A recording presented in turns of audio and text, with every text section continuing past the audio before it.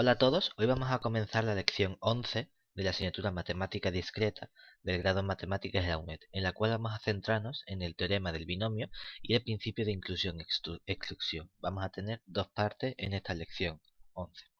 Vamos a comenzar viendo primero qué ocurre con el teorema del binomio y vamos a establecer cuál sería nuestro objetivo. Entonces, vamos a poner aquí teorema del binomio.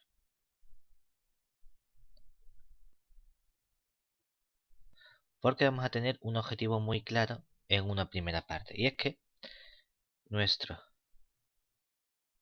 objetivo principal es encontrar una fórmula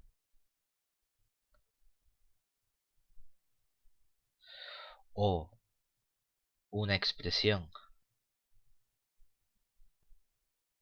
general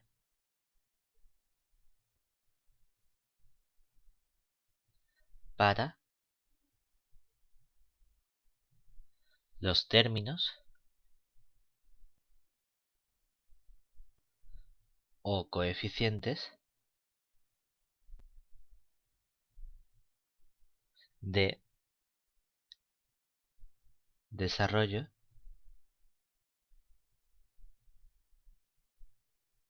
de o bien x más y o bien x menos y elevado a n, con x y que van a ser números reales y n un numerito natural. ¿De acuerdo? Entonces, para ello vamos a usar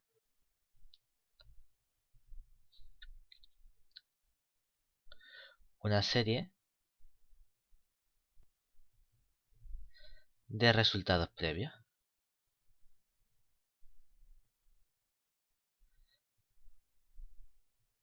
que lo que van a hacer va a ser allanarnos el camino. Entonces, en un primer resultado tenemos esta proposición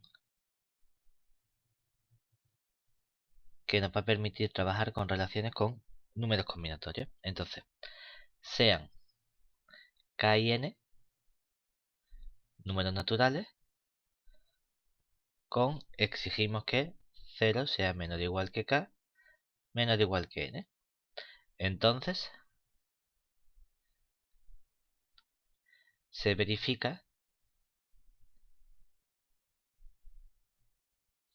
vamos a poner verifica mejor, se verifica que cuando yo cojo el número combinatorio n más 1 sobre k, resulta que lo puedo expresar como el número combinatorio n sobre k más el número combinatorio n sobre k menos 1.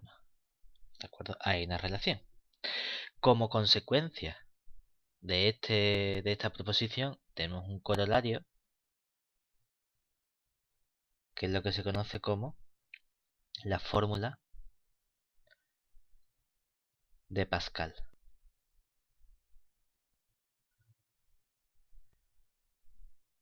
¿Qué nos dice ello?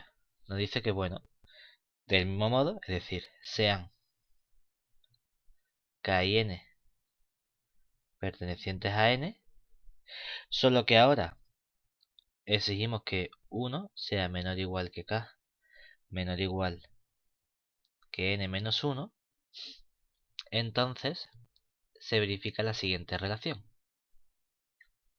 Cuando tengo un número combinatorio n sobre k, eso puedo expresarlo como la suma de los números combinatorios, del número combinatorio n menos 1 sobre k más el número combinatorio n menos 1 sobre k menos 1. Observamos que es un corolario porque precisamente aplicar la proposición anterior, pero cambiando la n por el n menos 1. Entonces no hay ningún problema. Y aquí lo que nos permite esta fórmula de Pascal es dar una representación geométrica muy intuitiva de los coeficientes de este desarrollo del binomio. Y eso es a través de lo que se conoce como el triángulo de Pascal o de Tartaglia. Para ello, vamos a poner aquí la representación que queremos hacer del triángulo de Pascal o de Tartaglia.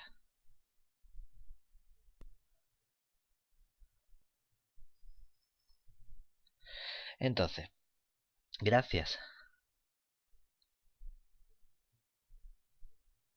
al corolario anterior, podemos obtener una visualización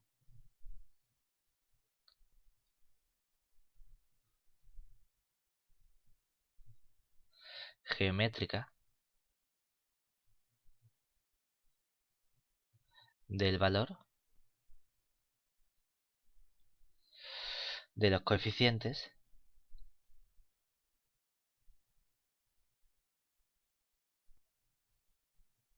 de a más b elevado a n. Para ello, comenzamos tomando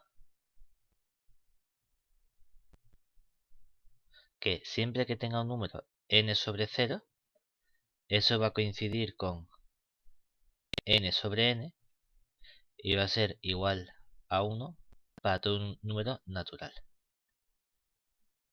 A partir de ahí, podemos representar lo que se conoce formalmente como el triángulo de Pascal. ¿Y qué hacemos en este triángulo? Comenzamos con el término 0 sobre 0, que como decimos, bueno, pues por hipótesis hemos dicho que 0 sobre 0 sería 1. Y luego vamos a ir desarrollando en las diagonales o en los lados del triángulo, vamos a ir poniendo siempre los unos. Es decir, después de 0 sobre 0, ahora empezamos con el número natural 1 y comenzaría con el 1 sobre 0 y luego vendría el 1 sobre 1. Luego comenzaría con el 2 y tendría el 2 sobre 0. Luego vendría el 2 sobre 1 y luego vendría el 2 sobre 2. Seguiría así, ahora vendría en la siguiente fila el 3 sobre 0, el 3 sobre 1, el 3 sobre 2 y el 3 sobre 3. Y de este modo, con esta construcción, lo que haríamos sería construir un triángulo infinito en el que en cada fila tenemos el número combinatorio n correspondiente y luego vamos completando. Claro, lo importante de esto es que si tenemos en cuenta la definición de número combinatorio, y es que n sobre k lo calculamos como n factorial entre k factorial por n menos k factorial, resulta que, por definición o por convenio, nosotros tomamos siempre un número sobre 0 o el mismo sobre n como 1. Por lo tanto, aquí tendría un 1. Luego en esta diagonal tendría también un 1 y un 1. Luego aquí también tendría un 1. Luego aquí vendría un 2. Y aquí volvería a tener un 1. En la diagonal siempre vamos a tener unos. Aquí tendría un 3 y un 1. Podríamos añadir más filas siempre y cuando en la diagonal tenemos unos. Y ahora usamos la propiedad del colorario de la fórmula de Pascal. ¿Qué nos está diciendo esa fórmula? Que cada elemento es suma de los dos elementos que tienen inmediatamente superior. Es decir, que este elemento 2, 1 realmente es la suma de este de aquí y de este de aquí. ¿Qué es lo que está observando? Este elemento 2 es la suma de este elemento 1 y de este elemento 1. Igual que el elemento 3 es la suma de este elemento 1 y este elemento 2. Y de este modo podemos conseguir cuál es el elemento que aparecía, por ejemplo, aquí. Simplemente tengo que sumar el elemento 1 y el elemento 3, que nos da un 4. Y para sacar el elemento que tengo aquí, en la siguiente fila sumo el 3 con el 3 y nos da un 6. Y aquí sumamos el 3 con el 1 y nos daría otro 4. Y lo importante de esto es que nos fijamos en que estas filas que tenemos aquí son precisamente los coeficientes de a más b elevado a 0. Claro, porque a más b elevado a 0 es 1. Pero cuando vengo aquí, lo que tengo son los coeficientes de a más b elevado a 1, que sería 1 por a más 1 por b. Igual que esto sería simplemente un 1. Pero cuando me vengo aquí, tengo los coeficientes de a más b al cuadrado, que sabemos que sería 1 por a cuadrado más 2 por ab más b cuadrado. Y así iría de forma sucesiva gracias a la fórmula del triángulo de Pascal. Que esto nos da precisamente el corolario anterior, que es la fórmula de Pascal. Y lo importante, gracias a esto, es que obtenemos un teorema que nos garantiza precisamente que este es el modo de obtener dichos coeficientes, que es lo que conocemos nosotros como el teorema del binomio. Es decir, finalmente, una vez que hemos visto esta representación geométrica que parece que funciona bien, lo que queremos tener es un resultado matemático que de verdad diga, en efecto, esto que parece geométricamente que funciona bien, en efecto es así. Y eso es lo que vamos a poner aquí como el teorema del binomio.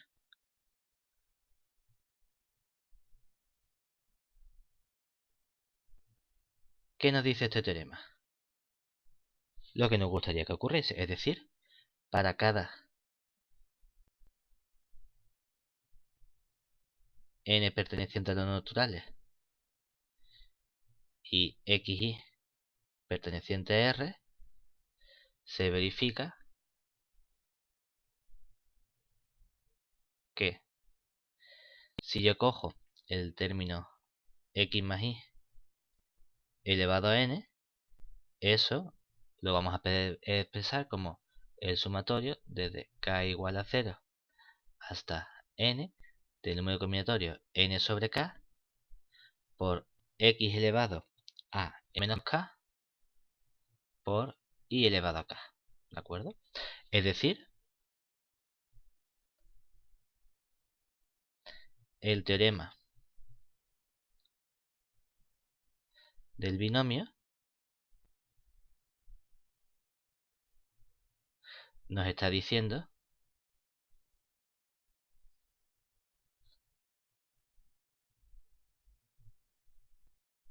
que podemos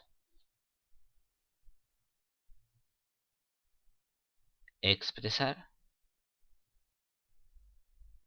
el término x más y elevado a n, que hemos dicho según la fórmula es este sumatorio desde k igual a 0 hasta n del número combinatorio n sobre k por el x elevado a n menos k por el y elevado a k. Precisamente si lo desglosamos término a término tendría el número n sobre 0 que multiplica a x elevado a n por y elevado a 0 más el n sobre 1, que tendría aquí el x elevado a n menos 1 por la y, más el n sobre 2, y aquí pertenecería el x elevado a n menos 2 por el y al cuadrado, y así de forma sucesiva hasta que llegamos al término n sobre n menos 1.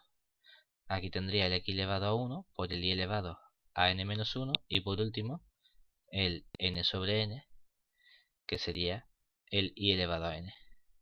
Y lo que nos fijamos es que entonces estos coeficientes que tenemos aquí, n sobre 0, n sobre 1, n sobre 2, n sobre n menos 1 y el n sobre n, ¿qué conforman? Pues conforman precisamente la fila enésima del triángulo de Pascal. Por lo tanto, gracias a la fórmula de Pascal tenemos en realidad un modo de calcular números combinatorios de forma muy sencilla. Simplemente tengo que dibujar las diagonales con los unos e ir sumando hasta obtener el elemento que queremos calcular. Como consecuencia del teorema del binomio, tenemos algunos casos particulares para números que nos interesan. Y esos son dos resultados en concreto. Uno de ellos es el siguiente, que es un corolario, que nos dice qué ocurre cuando particularizamos uno de los elementos. Es decir, para cada n perteneciente a los naturales y x perteneciente a R, se verifica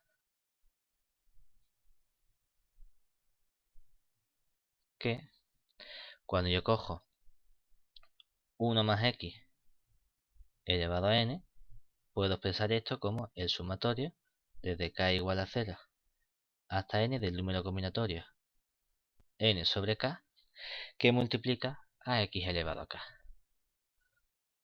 Precisamente porque tengo 1 y 1 elevado a n menos k es simplemente 1. Y por último, una consecuencia también que nos permite relacionar el comportamiento de los números combinatorios entre sí. Es decir, para cada número natural m y k pertenecientes a los naturales unión en 0, ¿qué ocurre? Siempre y cuando exijamos que k sea menor o igual que m, se verifica que el número combinatorio m más 1 sobre k más 1 puede obtenerse como suma de números combinatorios, precisamente como la suma del número combinatorio k sobre k más el número combinatorio k más 1 sobre k más el número combinatorio m sobre k. Si nos fijamos, el número combinatorio que tengo arriba nos está diciendo la fila que obtenemos, mientras que el número combinatorio que tenemos abajo nos está diciendo la posición. Es decir que geométricamente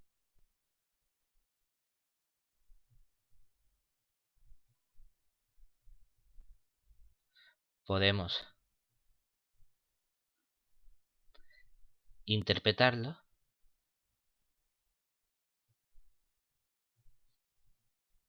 del siguiente modo.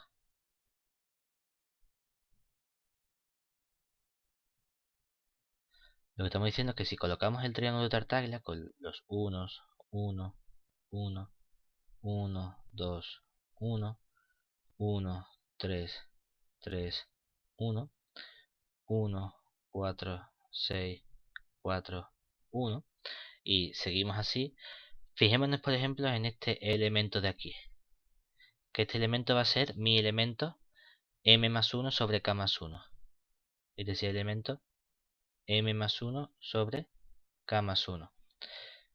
Si nos fijamos, el m más 1 me está diciendo la fila y el k más 1 me está diciendo la posición. Esta es la posición 0, 1, 2, 3. Este sería el k. Y lo que nos está diciendo este binomio o este teorema es que puedo expresarlo como la suma de los elementos de la izquierda, pero de las filas anteriores. Es decir, me voy a la posición, en lugar de la posición k más 1, que esto sería decir, bueno, pues si esta es la 0, 1, 2, 3, k más 1 es igual a 3, es decir, la k valdría 2. Por lo tanto, lo que estamos haciendo es sumar la posición 2, pero de las filas anteriores. Es decir, tendría el elemento 2 sobre 2, que el elemento 2 sobre 2 lo tendría aquí. Y tendría el elemento 2 más 1 sobre 2, que sería el 3 sobre 2, que lo tendría aquí. Pues lo que estamos diciendo es que en efecto este término es igual al k sobre k más el k más 1 sobre k más el m sobre k. Porque lo que estamos diciendo es que nos vamos una posición a la izquierda y sumamos todos los elementos de la diagonal correspondiente. ¿De acuerdo? Eso es lo que nos está dando esta fórmula de aquí. ¿Vale? Siempre y cuando el k sea menor o igual que la m. ¿Vale? Esto es un modo de, bueno, también buscar relaciones entre los números que tenemos aquí. ¿De acuerdo? Muy bien. Ahora, todo esto que tenemos aquí podemos generalizarlo también, no al binomio de Newton, sino a un caso más general. ¿Por qué? Porque nosotros hasta ahora, ¿qué hemos hecho? Pues hasta ahora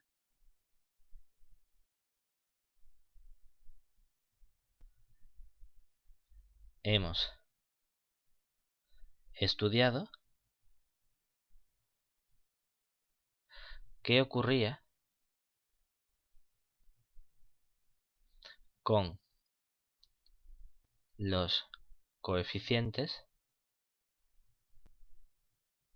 de x más y elevado a n. Pero, ¿qué ocurre si queremos averiguar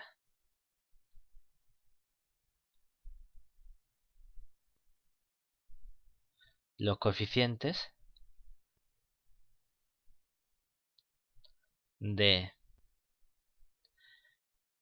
por ejemplo, x más y más z elevado a n, o similar, o si quiero añadir más elementos sumando o restando? ¿De acuerdo? Pues vamos a introducir un nuevo concepto. Entonces, vamos a introducir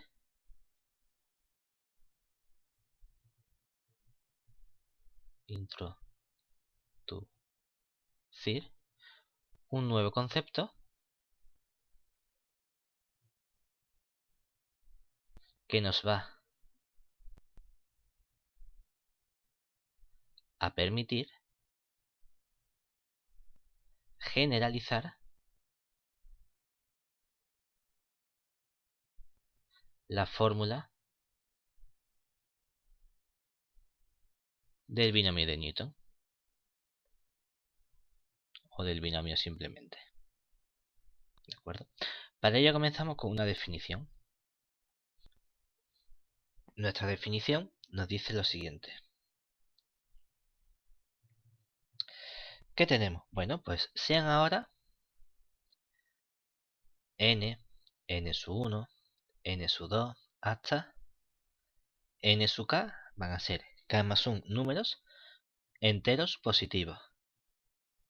Es decir, números naturales, donde la n es la suma desde i igual a 1 hasta k de los n sub i anteriores. Es decir, la n es la suma de todos estos.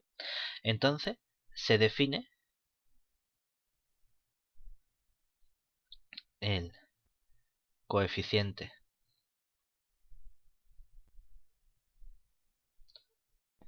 multinómico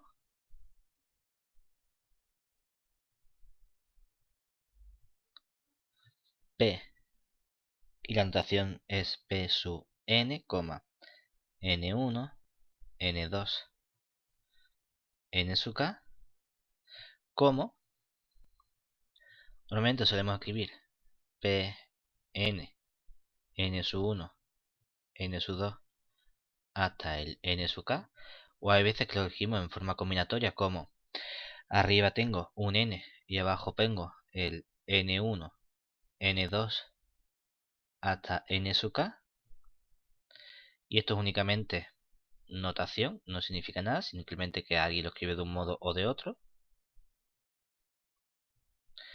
y se define como el número n factorial dividido entre el n sub 1 factorial, el n sub 2 factorial, hasta el n sub k factorial.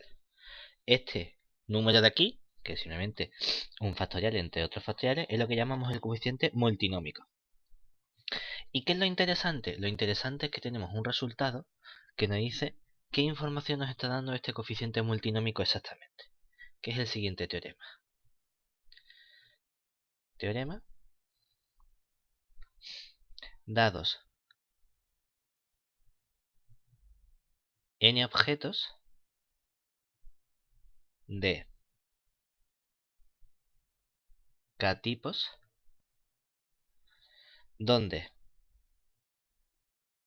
hay n sub i objetos del tipo i, con 1 menor o igual que i menor o igual que k, entonces, si n es igual a la suma desde i igual a 1 hasta k de los n sub i, ¿qué ocurre? Pues que hay en total p, n, n1, n2 hasta n sub k, que era precisamente el n factorial entre el n sub 1 factorial, n sub 2 factorial con el n sub k factorial, objetos que nos dan las diferentes ordenaciones. Es decir, tengo n objetos de k tipos y de cada tipo, del tipo 1 hay n sub 1 objetos, del tipo 2 hay n sub 2 objetos, del tipo k hay n sub k objetos. Pues las formas de ordenar todos esos objetos de forma distinta entre sí es exactamente esta de aquí. Es decir, hay coeficiente multinómico, formas distintas de ordenarlo. Diferentes ordenaciones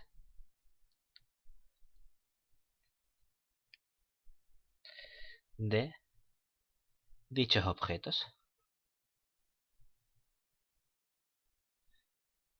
Donde estamos entendiendo que una ordenación es distinta si tiene elementos de distinto tipo, pero si permuto elementos del mismo tipo, entonces no hay diferencia con nuestra ordenación. Como consecuencia de este resultado, llegamos a la generalización de la fórmula del binomio. Entonces, gracias a este resultado,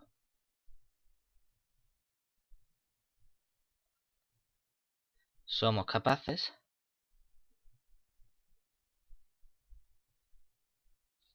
de obtener una generalización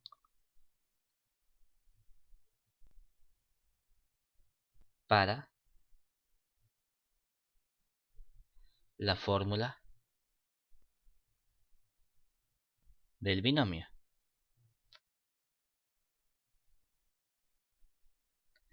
que es el siguiente teorema, que se va a conocer como la fórmula de Leibniz. Teorema, fórmula de Leibniz. ¿Qué nos dice? Bueno, pues para cada n perteneciente a los naturales y cada x1, x2 hasta x sub k pertenecientes a R, se verifica que si yo cojo el x sub 1 más el x sub 2 más el x sub k y lo llevo a n, vamos a tener también un sumatorio. Vamos a tener un número combinatorio. Lo que pasa es que el número combinatorio que aparece aquí va a ser no el número combinatorio habitual, sino este número multinómico. Es decir, vamos a hacer una suma desde el n sub 1, el n sub 2, el n sub k. Todos empiezan valiendo 0 hasta n, siempre y cuando n1 y n2 y todos los n sub k que yo coja sumen exactamente n. Y entonces aquí va a aparecer el coeficiente multinómico n, n1, n2 hasta n sub k, que va a multiplicar al x sub 1 elevado a n sub 1, el x sub 2 elevado a n sub 2, hasta el x sub k elevado al n sub k. Y gracias a esto hemos sido capaces de dar la generalización que estamos buscando. Lo que pasa es que la fórmula es un poquito más compleja, pero sigue la misma idea que teníamos para el caso de dos corrientes. Una vez que hemos visto la parte correspondiente al teorema del binomio, vamos a pasar a la segunda parte de la lección, que sería el principio de inclusión-exclusión. Entonces, vamos a comenzar ahora con el principio de inclusión-exclusión.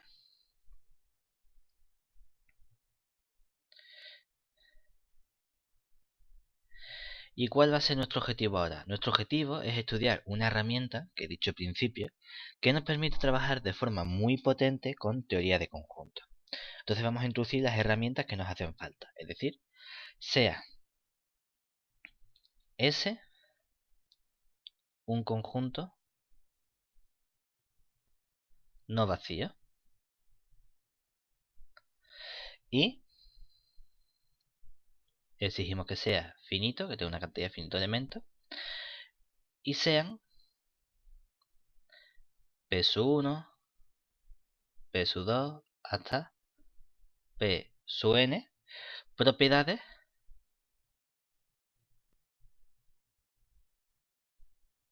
que pueden verificar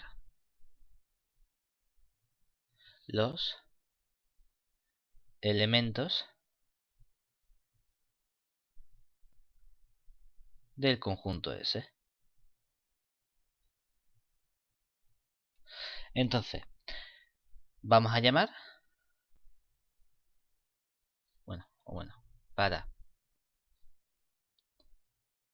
para cada i igual a 1, 2, hasta n, definimos los conjuntos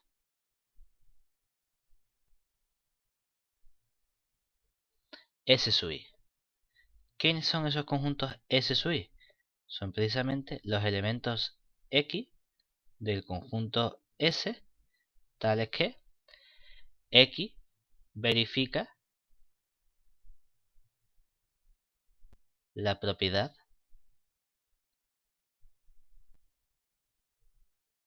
P sub i. ¿De acuerdo? Entonces, ¿cuál es la pregunta que nos vamos a hacer nosotros? Entonces, aquí estamos viendo que estos conjuntos S sub i, ¿qué representan? Representan los elementos que verifican cierta propiedad. Entonces, del mismo modo, podemos definir el conjunto S sub i complementario, que por definición de complementario son los elementos X pertenecientes a S, tales que X no verifica la propiedad P. En este caso, la propiedad P sub i correspondiente. Entonces, si queremos resolver la pregunta o contestar la pregunta de, bueno, ¿cuándo un elemento verifica varias de las propiedades o no verifica ninguna de las propiedades?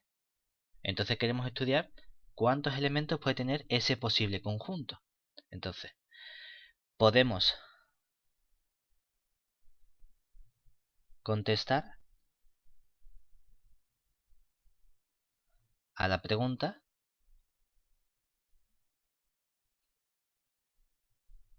de cuántos elementos hay que no verifiquen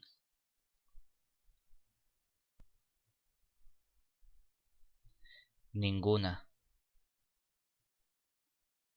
propiedad gracias al principio de inclusión-exclusión.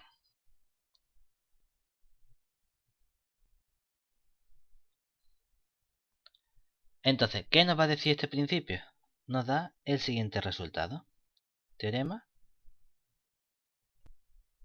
que es lo que se conoce como el principio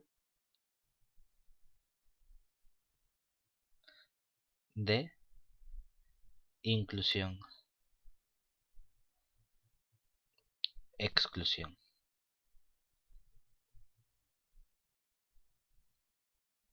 Entonces, con la notación anterior que hemos hecho, se verifica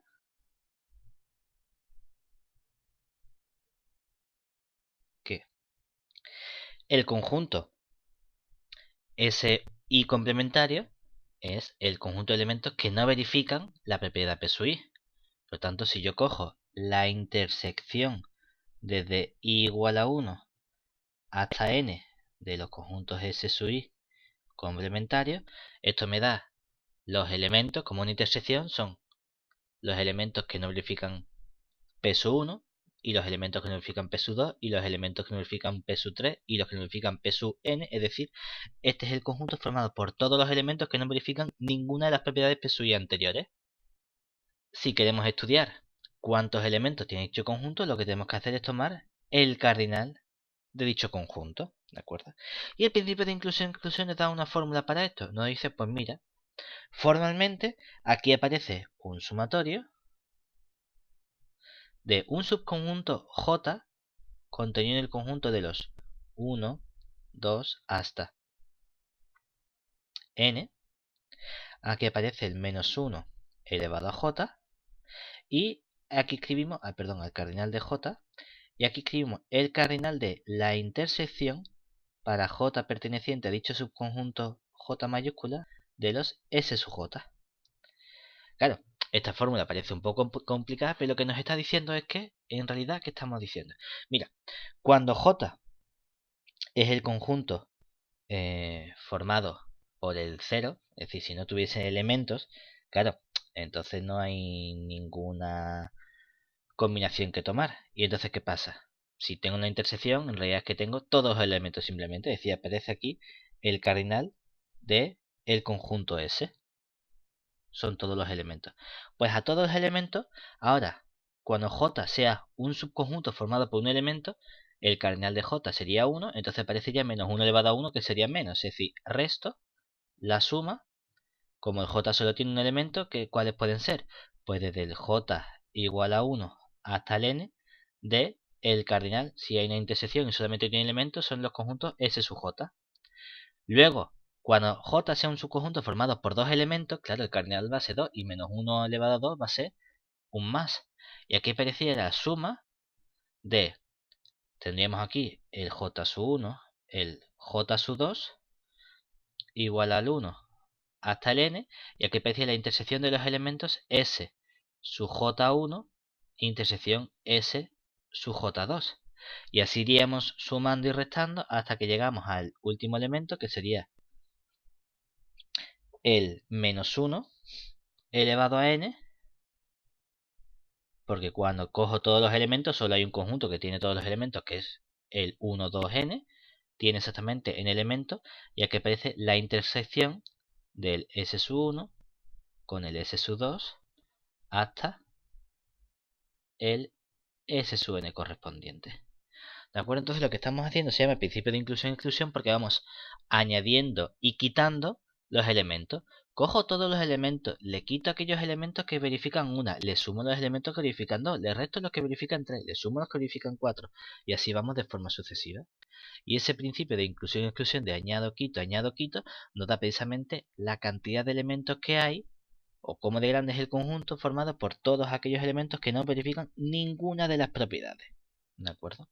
Como consecuencia, aquí utilizando las propiedades de la ley de Morgan, claro, podríamos decir, bueno, en realidad aquí tengo una intersección de un complementario, podría sacar el complementario para afuera, podría simplificar, y utilizando las propiedades del complementario y la ley de Morgan, llegamos a un corolario que nos permite también estudiar cuántos elementos hay del siguiente modo. Es decir, utilizando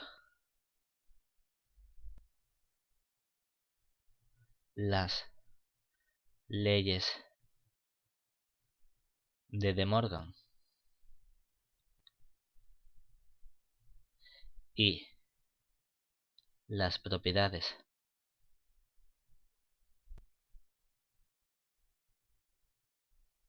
del complementario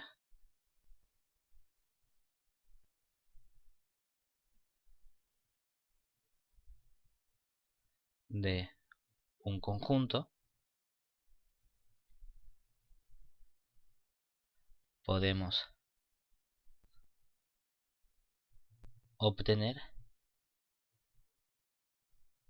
la siguiente consecuencia.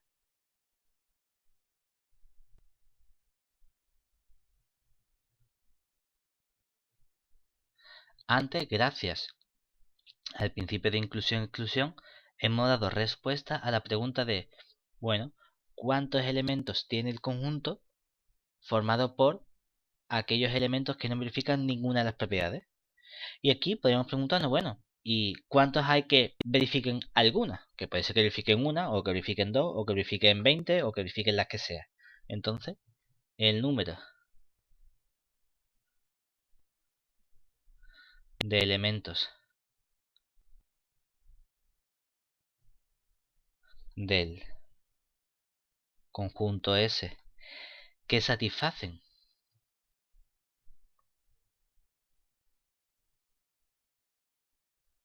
al menos una de las propiedades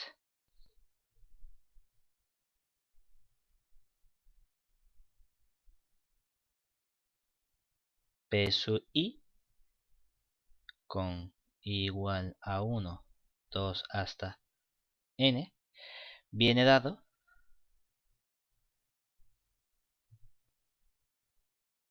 por la siguiente expresión.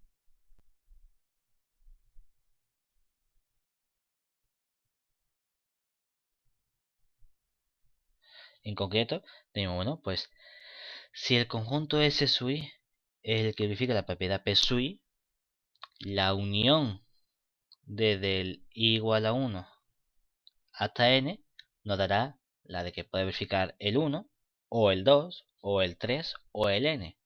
Y si tomo aquí cardinal de dicho conjunto, lo que me está dando es precisamente la cantidad de elementos que verifican alguna de esas propiedades.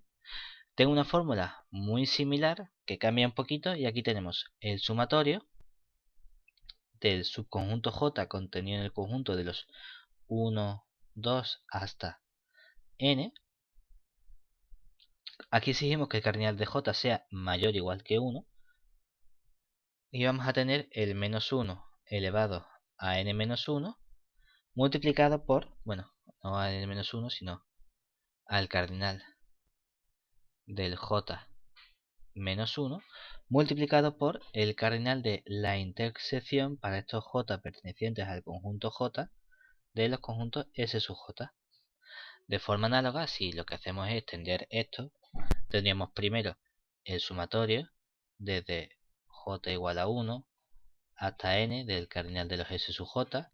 Ahora restaríamos la de 2, es decir, restaríamos el sumatorio desde J1 y J2 igual a 1 hasta el n con la intersección del S sub J1 intersección el S sub J2 y así de forma sucesiva hasta que llegamos al último elemento que sería la intersección de todo, que aparecería un menos 1 elevado a n menos 1 por la intersección del S sub 1 hasta el S sub J. ¿De acuerdo?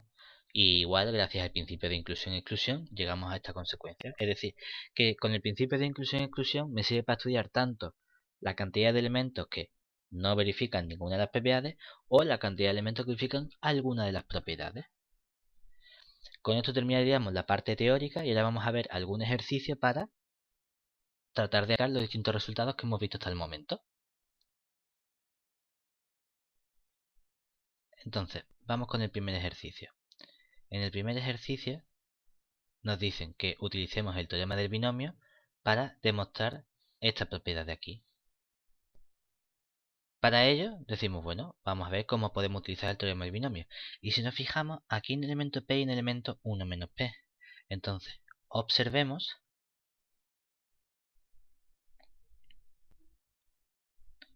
que en dicho desarrollo aparecen P y 1 menos P.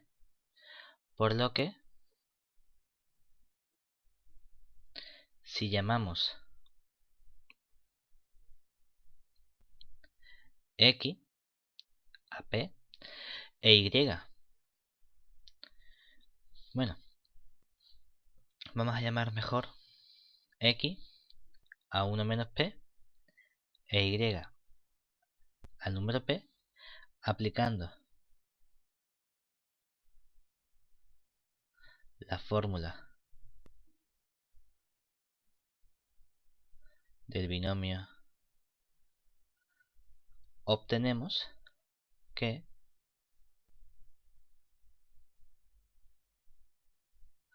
bueno, por un lado, claro, tenemos X más Y, vamos a ponerlo aquí en el lado, bueno, un poquito más a la derecha para que quepa bonito.